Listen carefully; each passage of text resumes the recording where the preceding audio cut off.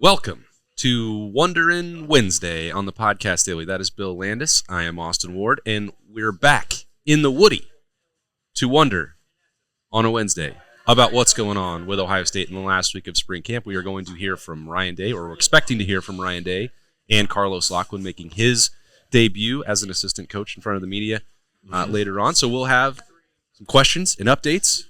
And we're getting ready for the spring game on Saturday, which I think the format is probably the first thing I would like to know about. Yeah, it's like not the most pressing thing in the world, but also like I would like to know too. Like, what are we walking into on Saturday? I can't remember. Like, what the last couple of years, like it's been Scarlet versus Gray, but it's mostly been like offense versus defense. Is that right? Yeah, they've changed. I believe it's been scored offense versus defense. It used to be we would get like divvied up rosters, and they were going to play each other, and there'd be some stuff on the line for each, but they had the flexibility to run one person from one sideline to the other, depending on the numbers, and it was loosely formatted, and that's what I expect is going to happen. But quarterbacks play for either team, doesn't matter. Yeah, kind of thing.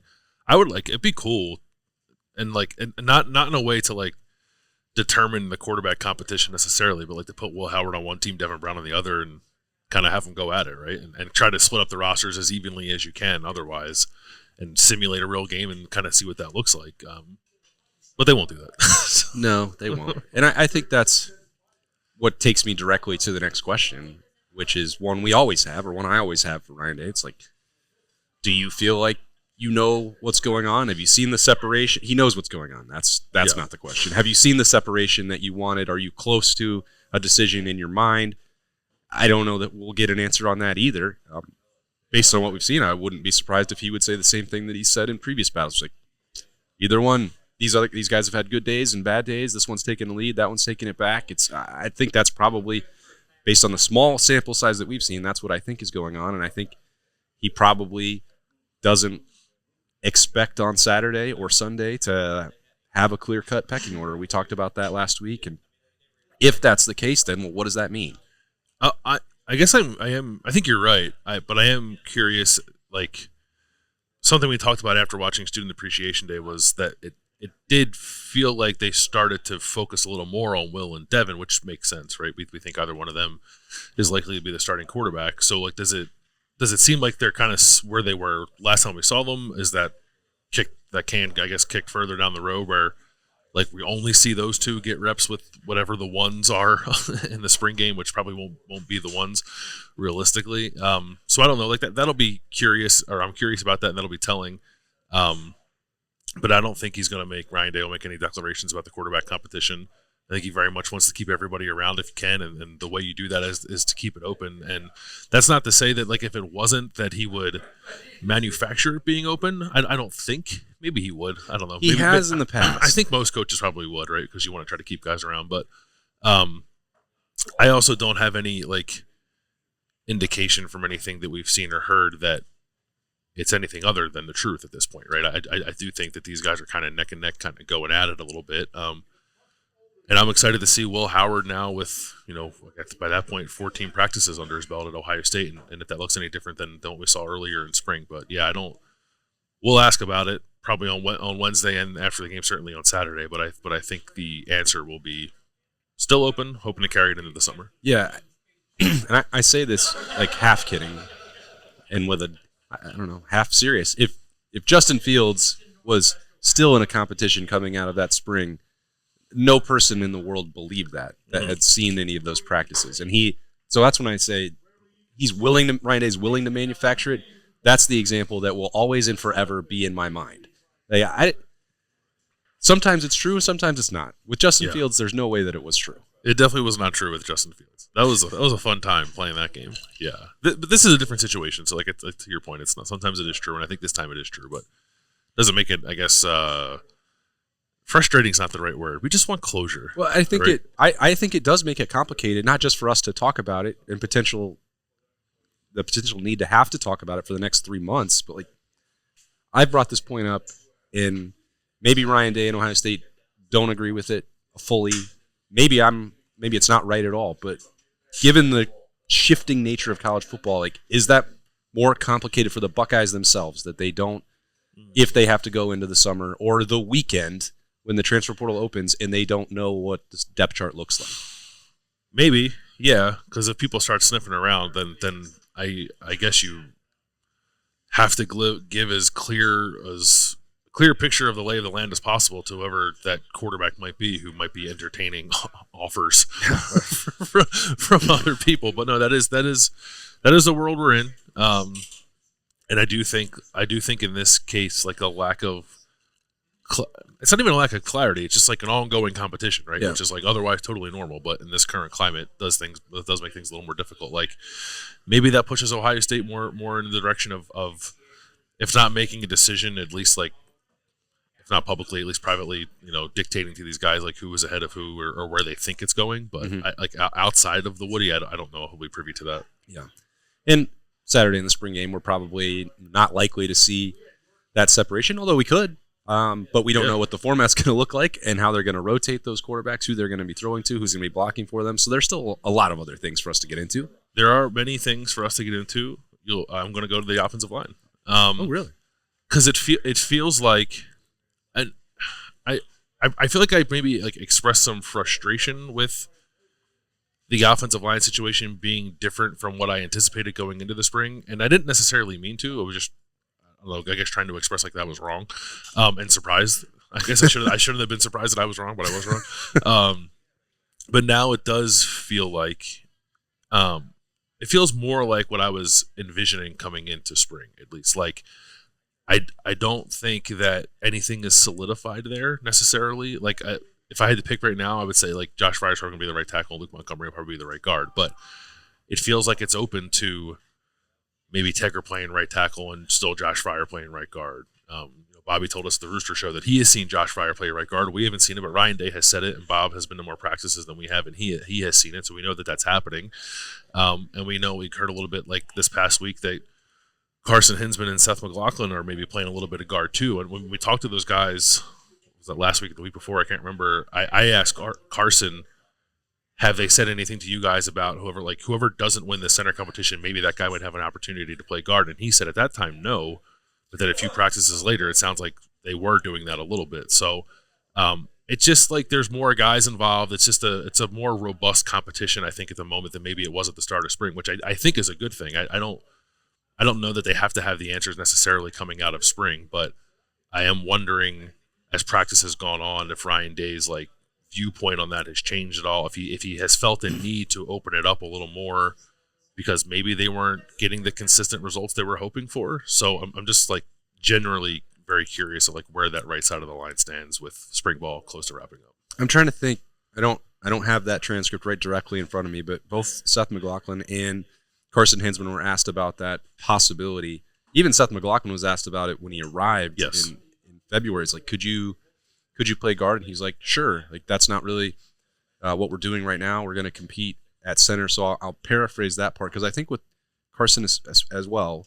So, right now the competition is focused on finding the right center, and they're pushing each other, and they have a great relationship, and they're getting along, and that's where the work is.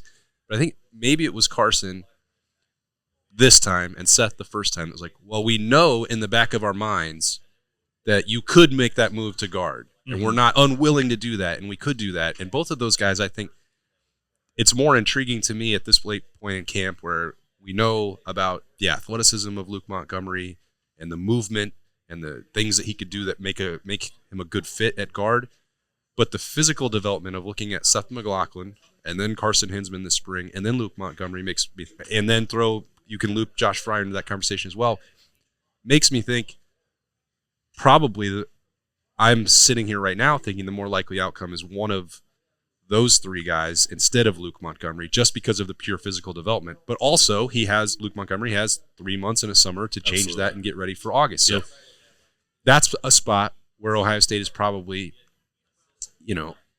going to continue that battle and doesn't need a resolution, because I don't know that any of those guys are immediate candidates to force them to leave. Seth McLaughlin's already done that. Luke Montgomery is a true sophomore, or heading into a true sophomore year. Carson Hinsman seems very much in the battle or willing to play both of those spots. Like, I think all of that would carry over to August, and they don't have to nail down that conversation on Saturday. No, I don't think so. Maybe the only one you'd worry about is Carson, because he's in position to perhaps like be removed from a starting position and then be like just an important backup, which is like a key role on the team. But I understand it's very different than being a full-time starter. But he has 3 years of eligibility left too, so maybe that's not as pressing of an issue as I'm making it sound like. I'm inclined to agree with you. Like I think like everyone, I don't know, maybe you worry about Tegra a little bit too. But I think that everyone involved in that conversation might be able to see a path forward at Ohio State. Especially if it's like opening up a little bit more now toward the end of spring ball. So we'll see where it goes. Like I think the biggest thing, and I guess you could ask it directly to Ryan Day, is like, and maybe that's probably it. Like winter and ahead of spring, you expressed confidence in the idea that like you have stuff to figure out, but the answers are on the roster. Mm-hmm. Do you still feel that way? Mm-hmm. And that's probably the question he needs to get asked on Wednesday. Yeah, and I'm thinking about what I said about Luke Montgomery. I don't want it to be misconstrued as like he doesn't have the physical skills to get to play that position or win the job. That's not what I meant at all. I'm just saying if you line them up in a row right now, the physical development, the strength, looking more mature, because Luke's got that baby face going, and it's like he's still very young, and he's been here for 1 calendar year. Like that's the part where I think he may still have some room to grow in this offseason before winning it, and he may not have been ready to do that. Although Ohio State is certainly giving him the opportunity to learn the technique and be on the field with the ones or next to Josh Fryer in opportunities and situations like that. Like that could absolutely happen by the end of August. Not diminishing him by any stretch of the imagination, just talking about the way those other guys look and the experience they've already had in games. Yeah, I tried to ask Justin Fry about that when we talked to him, because he was talking about the leap that Carson Hinsman had to make from last year to this year physically, just like getting stronger, being able to anchor better, playing with more of a solid base. And I kind of view Luke now similar to how I viewed Carson last year. It's like clearly he's very athletic. I think he's a sharp kid.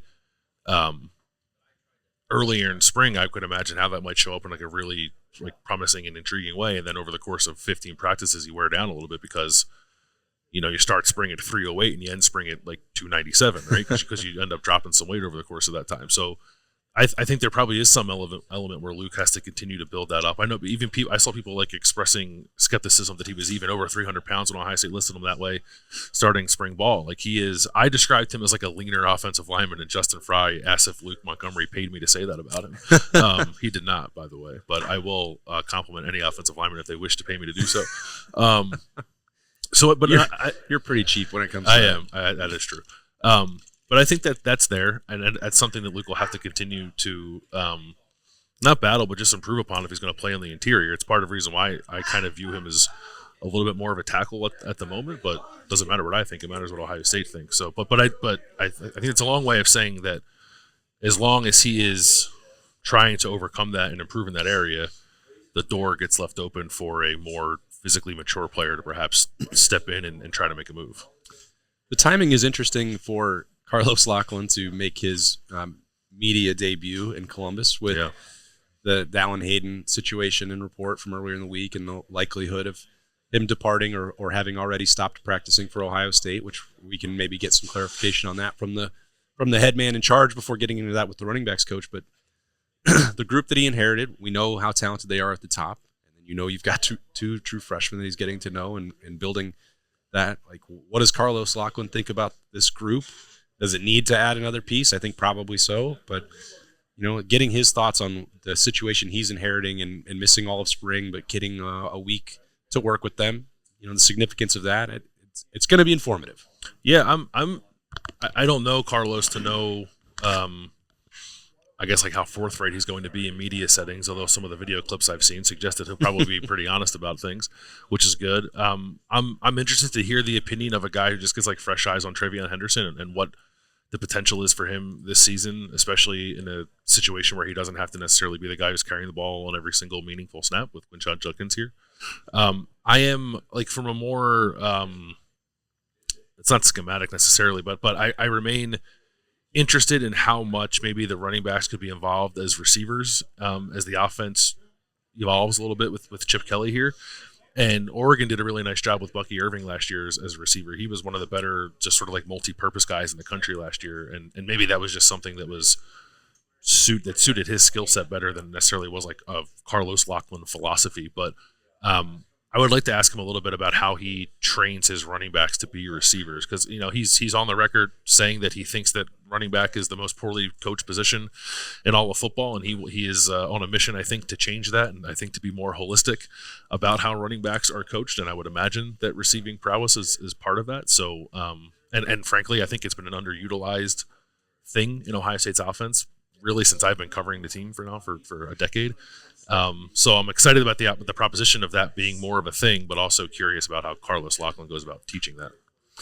Yeah, that's a bold statement to say that you're basically going to go revolutionize the coaching of a position. But it's good to have goals. I like the confidence. Yeah. Anything else you're wondering? I don't like some stuff on the defense, but I don't know that Ryan Day maybe is the best person to ask about that. Not that he's uninformed of what's happening with the defense, just like I value Jim Knowles' perspective a little more there. So, no, I think with Ryan Day, it's a lot of offensive line, it's a lot of quarterback. I think it's probably worth asking on the topic of quarterbacks, like how we should be thinking and talking about Julian Sayin, as people seem to be a little bit enamored with how he throws the football for a young guy, and he just lost his black stripe at a stage where quarterbacks typically have not lost their black stripe here. So, like, they did it and they put it out into the world, so it makes it fair game in my mind to ask about it. Like, they could have tamped down the hype. Yeah, they could have, and they're not. Not that I necessarily think they should, but as we're just trying to put all the pieces together of what this quarterback situation might look like, I think it's worth asking whether or not Julian is actually in the mix. Well, and hopefully by Wednesday I will get a functioning voice back, or later on Wednesday, I should say, when we're in the Woody and doing more content with some snap judgments and reacting to whatever we hear from and learn from Ryan Day and Carlos Loughlin. But thanks for bearing with me as we recover from a fun weekend. Yeah. But that's what we're wondering, and we'll figure out if we can get some answers to that later on. Thanks for joining us on the podcast daily. And again, I'm really sorry, but it's a small price to pay on my end. That's Bill Landis. I'm Austin Ward. We'll see you later.